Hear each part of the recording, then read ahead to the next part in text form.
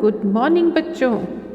कैसे हैं आप सभी? I hope you all are fit and fine. तो बच्चों, जैसा कि आपको मालूम है, हमारे डेफिनेशंस का टॉपिक चल रहा है। उसके इंटरनल आज हम दादरा और सादरा करेंगे। तो सबसे पहले दादरा आ जाता है। दादरा की डेफिनेशन को देखते हुए हम कहेंगे, दादरा शैली का गायन सुगम संगीत के अंतर्गत आता है।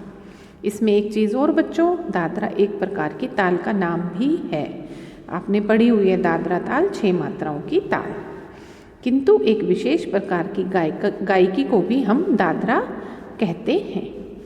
इसकी चाल गजल से कुछ मिलती जुलती होती है।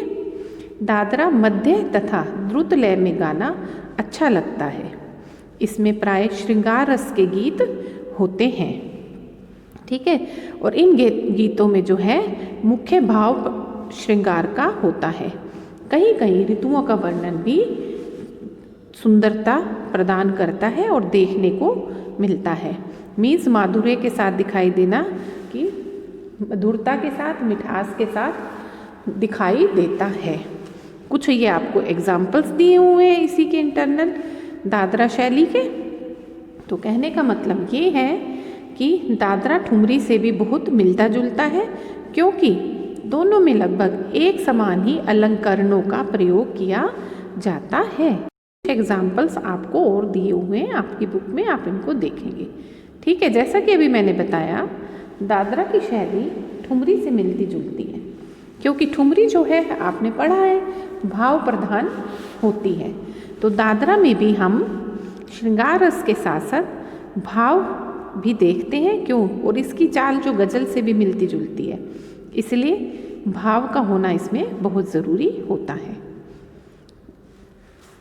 मूलतः दादरा ताल में ही गाए जाने के कारण यह दादरा कहलाता है, किंतु अब यह जरूरी नहीं रह गया है कि इसका गायन केवल दादरा ताल में ही हो।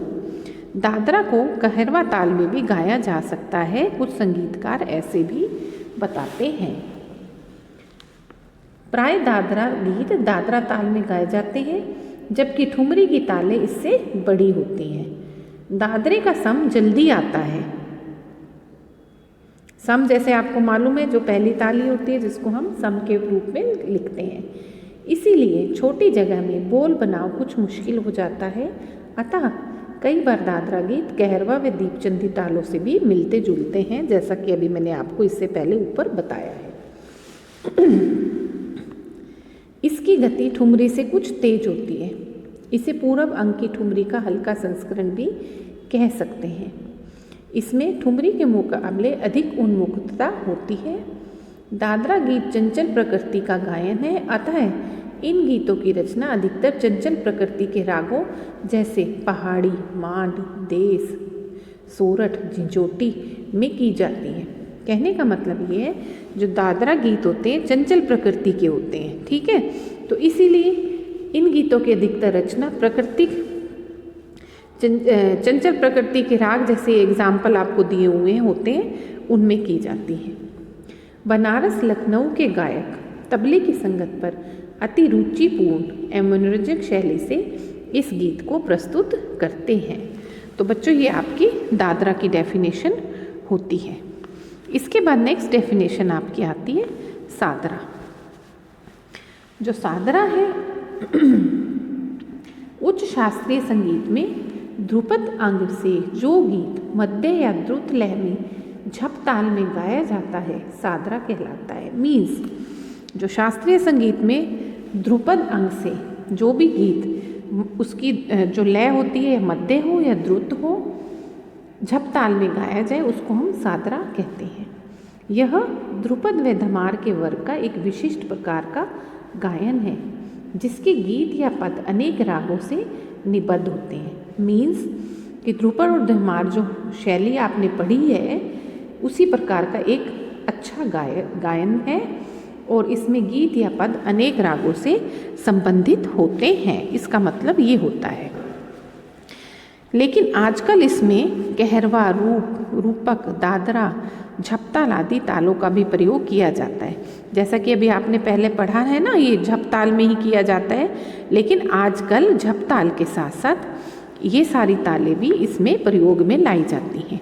ठुमरी गायक भी सादरा भली प्रकार गा लेते हैं। जो ठुमरी को गाने वाले गायक हैं वो सादरा भी गाते हैं। इसके गीतों में प्राय श्रृंगार रस ही अधिक मिलता है। सादरा गाने के लिए कंठ सुरीला और दमदार होना चाहिए। मीन्स कि सादरा गाने के लिए अच्छी तैयारी के लिए अच्छी मेहनत करनी पड़ती है। अपने गले को सुरीला बनाना पड़ता है और गायकी में मधुरता लानी पड़ती है। ये कहने का मतलब है, तभी सादरा जो है दमदार गाया जा सकता है और होता भी है। ध्रुपद और धमार की तरह इस शैली का प्रचार बहुत कम हो गया है, क्योंकि सामान्य रूप से न तो गायक सादरा गाते हैं और न ही श्रोता सुनते हैं। कहने का मतलब ये है कि जैसे ध्रुपद और धमार की शैली का प्रचार इन दिनों कम है, इसी के साथ साथ सादरा भी कम है। ना लोग गाना चाहते हैं और ना ही श्रोता सादरा को सुनना चाहते हैं। लेकिन इस शैली को ध्रुपद और धमार से आसान माना गया। मीन्स कि ध्रुपद और धमार थोड़ी कठिन है, लेकिन सादरा उनसे आसान है। लखनऊ के दूल्हे खां और उनके पुत्र स्वर्गीय अहमद खां सादरा बड़े अच्छे ढंग से गाते थे। ये एग्जाम्पल्स हैं जो सादरा को गाने वाले ये लोग थे।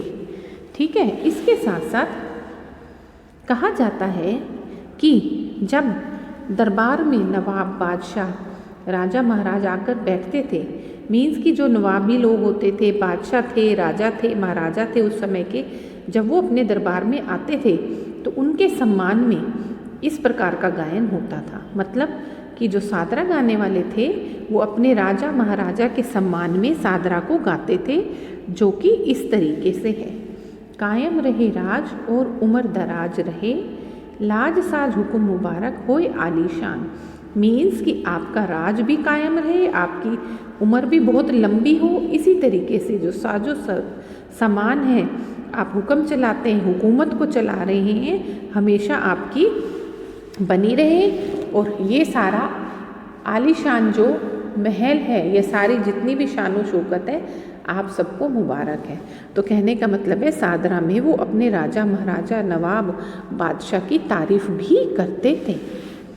अतः जब राजा महाराजा आदि के सम्मान में सादर गायन होता था तो बाद में इसको सादरा के नाम से कहना शुरू किया। उस सादर गान को सादरा कहने लग गए।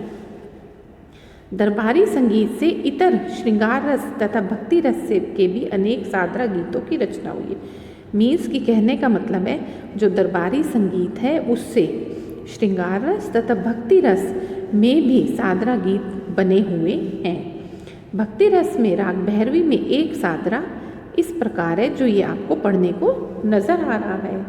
भवानी दयानी माँ वाकवाणी, सुरनर मुनि जनमानी, सकल बुद्ध ज्ञानी, जग जननी जगदानी, महिषासुर मर्दिनी, ज्वालामुखी चंडी, अमरपददानी। मीन्स कि जो हमारी भवानी माता है वो बहुत दयालु है, उनकी वाणी में बहुत मधुरता है, वाक्पटुता है। सुरनर मुनि जितने भी लोग हैं सबने इस बात को माना है, और जितने भी बुद्धिमान लोग हैं वो इस बात को मानते हैं और बुद्धि ग्रहण करते हैं। जग की जननी है, जग को बनाने वाली है, इसीलिए, और महिषासुर को मारने वाली है। ज्वालामुखी चंडी भी तुम ही हो, इसीलिए हमें अमरता का वरदान दो। तो इस तरीके से भक्ति रस में भी सादरा को गाया जाता था। इसके अतिरिक्त जो और एग्जाम्पल हैं ये आप देख रहे हैं। मोरी विनती मान ले बनवारी, राग कॉफी में, अतुर वरदानी माँ शारदा, राग दुर्गा, करम करो रे साईं, राग वृंदावनी सारन, सगुन विचारो हे मना, राग भोपाली। ये सादरा गीतों के अच्छे उदाहरण हैं। ये सभी रचनाएं झपताल से निबद्ध है। मीन्स की जितनी भी रचनाएं झपताल में बनाई गई हैं। ठीक है, ये तो बच्चों शुरू में आपने पढ़ा था कि मध्य और द्रुत लय में झपताल में गाया जाता है, लेकिन बाद में क्या हुआ, कुछ लोगों ने इनको कहरवा, दादरा और रूपक तालों में भी गाना और लिखना शुरू कर दिया था। तो बच्चों ये आपकी दादरा और सादरा की डेफिनेशन होती है। आप इसको ध्यान से सुनिएगा, समझिएगा और फिर इसको लर्न करिएगा। ओके बच्चों, बाय बच्चों, हैव अ नाइस डे बच्चों, बाय।